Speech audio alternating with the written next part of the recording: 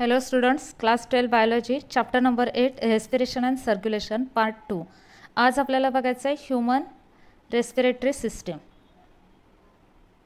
Human respiratory system. First respiratory system बघूयात. Respiratory system includes inspiration, expiration and exchange of gases in lungs. Then respiratory system is divided into upper respiratory system and lower respiratory system. तर upper respiratory सिस्टीममध्ये काय काय येईल की external nares, nasal cavity, internal nares, nasopharynx, nose, throat and associated structures. ते structure सगळे one by one आपण बघणार आहोत. लोअर रेस्पिरेटरी सिस्टीममध्ये larynx, trachea, bronchioles and lungs. First nose. It has external nares or nostrils divisible into right and left nasal chamber by mesenteroid cartilage. आता नोजमध्ये जे काय right आणि लेफ्ट नाझल चेंबरमध्ये एक कार्टिलेज आहे, त्यामुळे ते दोन चेंबर्स डिफरन्शिएट झालेले आहेत, डिवाइड झालेले आहेत. याला मेसेंथेरोइड कार्टिलेज असं म्हटलं जातं, which is bony cartilage in middle of ethmoid region of skull. हे बोनी कार्टिलेज आहे, जे काय स्कलचा इथमॉइड रिजन आहे त्याच्या मिडलमध्ये बरोबर हे बोनी कार्टिलेज आहे. तर यामुळं दोन left and right nasal chamber form होतात.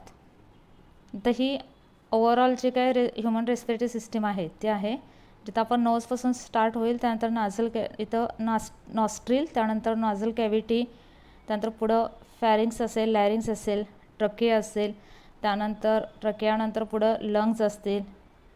ओके, लंग्स नंतर खाली ब्रॉन्क्युओल्स, त्यानंतर डॅफ्रम. हे सगळे पार्ट्स आपण वन बाय वन बघणार आहोत. फर्स्ट नोजमध्ये आता हे 3 पार्ट्स असणार आहेत, कारण आपण स्टार्टिंग कुठून केलेलं आहे बघा. फर्स्ट आहे नोज, त्याच्यामधले हे पार्ट आहेत. फर्स्ट असेल vestibule. This one is vestibule. It is proximal part. It's skin as hair. तर हेअर प्रेझेंट असतात फॉर फिल्टरिंग हेअर, एअरला फिल्टर करण्यासाठी, and trapping the dust particles in inhaled air. जी एअर इनहेल केली जाते त्यात ते जे काही डस्ट पार्टिकल्स आहेत ते इथं ट्रॅप होतात त्या एअरमध्ये. So there are presence of hair for trapping the dust particles and filtering air. Okay, then respiratory part, that is conditioner. हा जो पार्ट आहे तो रेस्पिरेटरी रिजन आहे. ओके, हा पार्ट. त्यानंतर it is middle thin walled highly vascular part. Highly vascular असतो तो. Then middle and it is for warming and moistening the inhaled air. जी एअर इनहेल केलेली आहे, आतमध्ये घेतलेले आहे, त्याला वॉर्म आणि मॉइश्चर केलं जातं या कंडिशनरमध्ये किंवा रेस्पिरेटरी पार्टमध्ये. त्यानंतर असणारा हा olfactory region, olfactory or sensory chamber. Upper most part and line by the olfactory epithelium for detection of smell. स्मेलचं जे काही डिटेक्शन होतं त्यासाठी हा रिजन असतो ऑल्फॅक्टरी रिजन. हे नोजमधले पार्ट्स आपण बघितलेले आहेत, vestibule, respiratory tract and olfactory chamber. Then second, first nose झालं आणि तर सेकंड असणार आहे फॅरिंग्स. फॅरिंग्समध्ये परत 3 पार्ट्स कोणकोणते आहेत बघा. नॅसोफॅरिंग्स, ओरोफॅरिंग्स अँड लॅरिंगोफॅरिंग्स, ऑल्सो नोन ॲज हायपोफॅरिंग्स. आता हे जे रिजन आहेत, हा फर्स्ट असणार आहे नॅसोफॅरिंग्स. नॅसोफॅरिंग्स हा रिजन असेल. Okay, it is upper most part from nasal chamber. Upper nasal चेंबरपासून पुढचा पार्ट असेल तो नॅसोफॅरिंग्सचा. आता आपण बघितलं की हा जो पार्ट आहे नॅझल कॅव्हिटीचा, हा आपण बघितलं लास्ट व्हिडिओमध्ये. त्यानंतर असणार आहे nasopharynx. It leads to oropharynx. हा जो आहे पार्ट तो कशाचा आहे, oropharynx. It is common passage. आता हा कॉमन पॅसेज का म्हटलं आहे बघा, common passage for food and air. इकडून एअर येईल आणि इकडून फूड येईल, त्यामुळे it is common passage for food and air, that is oropharynx. Then it continues as laryngopharynx. त्याच्या पुढे काय असणार आहे, laryngopharynx, that is hypopharynx. There is palate bone in between nasopharynx and oropharynx. हे जे palate bone आहे, okay, in between nasopharynx and oropharynx. Then pharynx has set of lymphoid organ. lymphoid organ म्हणजे काय, तर तो ते जे ऑर्गन आहे ते लिम्फॉइड टिश्यूपासून बनलेलं असतं. तर lymphoid organ called as tonsils इथं असणार आहेत. Pharynx has a set of lymphoid organ known as tonsils. Okay, then larynx, third one. The voice box contains the vocal cord. जे voice box व्हॉइस आपली आहे form होते त्या तिथं असणारे ते व्होकल कॉर्ड जे कुठं असतील लॅरिंग्समध्ये. It arise from laryngopharynx and hyoid bone to trachea. इथं स्ट्रक्चर आहे बघा. लॅरिंगोफॅरिंग्स म्हणजेच हायपोफॅरिंग्सपासून पुढे जाणार आहे larynx, that is voice box. And it continue to trachea. पुढं तिथं कुठं जातं ते ट्रकियाकडे. hollow tubular structure, wall made up of cartilage. It is hollow tubular structure and wall made up of cartilage पासून ची wall बनलेली असते. Plates held by membranes and muscles. Internally lined by pair of folds of elastic vocal cord. हे internally they are lined by a pair of folds of elastic vocal cord जे आहे ते internal साईडला असतात त्याच्या. Then larynx open into laryngopharynx through glottis. Larynx open into laryngopharynx. या डायग्राममध्ये बघूया की हे जे काही लॅरिंग्स आहे it opens into laryngopharynx that is hypopharynx by glottis and it is guarded by epiglottis. इथं आहे structure. It is guarded by epiglottis. हे कशासाठी? Which prevent the entry of food into trachea. जे काही फूडची एंट्री आहे ती ट्रकियामध्ये prevent करण्यासाठी काय असणार आहे? Epiglottis. Then trachea, also known as windpipe. It is long tube 10 to 12 centimeter length, runs through a neck in front of esophagus. Esophagusच्या फ्रंटला असणार आहे trachea and extend into up to middle of thoracic cavity. up to thoracic cavityच्या मिडलपर्यंत run होईल. It supported by C-shaped 16 to 20 rings. हे जे काही इथं आहेत त्याच रिंग्स असतात 16 to 20 rings C-shaped of and made up of cartilage. या कार्टिलेजपासून रिंग्स बनलेले असतात which prevent the collapse of trachea. Trachea collapse होऊ नये म्हणून ते प्रोटेक्ट करतात ट्रकियाला. ओके, हे असणार आहे trachea. Then next part is bronchi. जसं इथं आपण बघितलं की पुढं ते डिवायडेड इंटू ब्रॉन्कस. तेच आपण नेक्स्ट व्हिडिओमध्ये बघतो, नेक्स्ट स्लाईडमध्ये बघतो. Bronchi divides into right and left primary bronchi. आता हे झाले ट्रकिया. ओके, हे आपण सी शेप्ड रिंग्स बघितलं.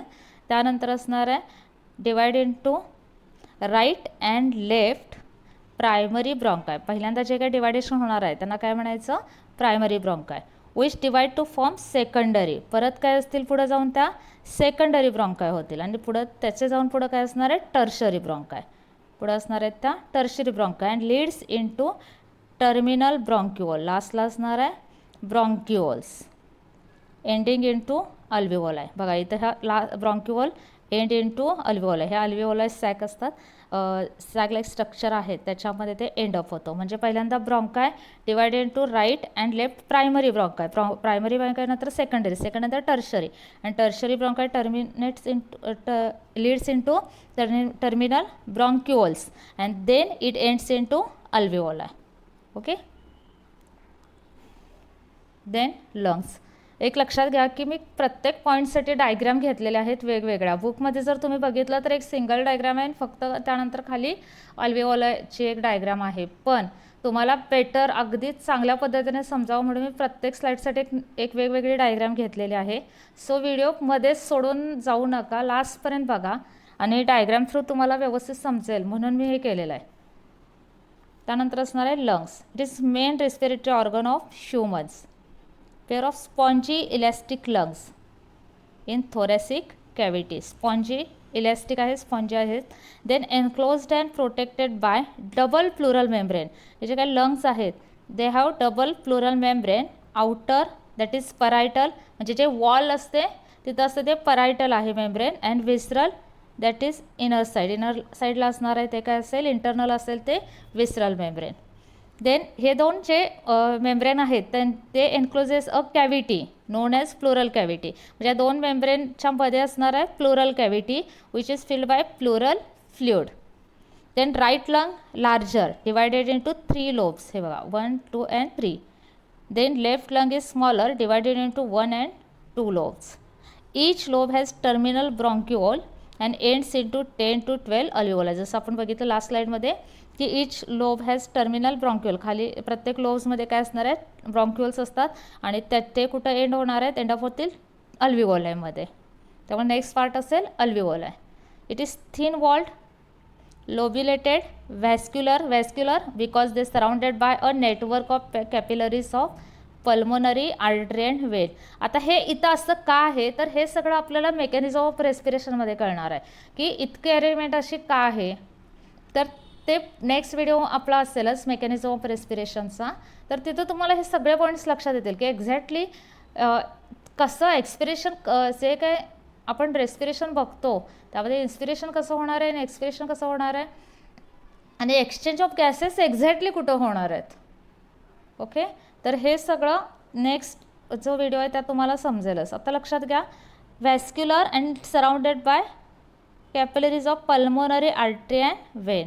Then this have elastic walls. About 7 million alveoli in lungs. 7 million alveoli लंग्समध्ये असतात. आणि ते provide the surface area for exchange of gases. बघा इथं air sac with blood capillaries असे they are surrounded by blood capillaries. असं काय ह्याचं रिझन मी जसं सांगितलं तुम्हाला ते मेकॅनिझम ऑफ रेस्पिरेशनमध्ये तुम्हाला समजेल. Okay, then last one diaphragm. It is muscular septum. Muscular septum असणार आहे which separate the thoracic and abdominal cavity. कारण जी थोरॅसिक हा डायफ्रम आहे एक लक्षात घ्या. तर हा काय करतो which separate the thoracic and abdominal cavity. It is dome shaped. Actually हा कसा आहे डोम शेप्ड आहे but on contraction become flatten.